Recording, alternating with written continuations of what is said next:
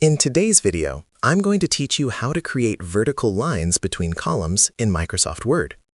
Adding vertical lines is a quick way to make your document easier to read and more visually organized. It gives your page a neat, structured look that works well for newsletters, brochures, reports, or any layout where information needs to be clearly separated.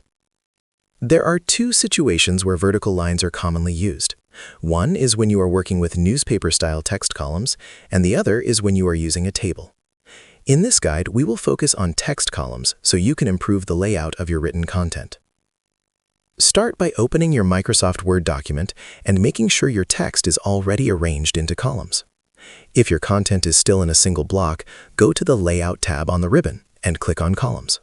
Choose how many columns you want, and Word will automatically divide your text into that format.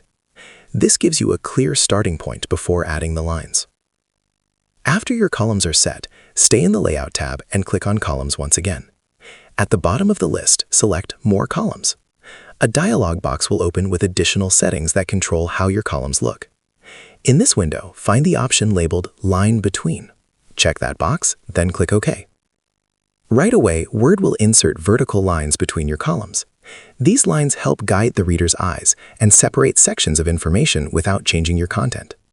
It is a small adjustment, but it can make a big difference in how professional and organized your document appears. As you review your page, take a moment to look at spacing and alignment.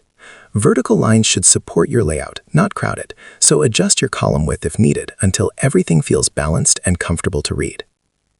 When used thoughtfully, vertical lines give your work a polished finish and make complex information easier to follow.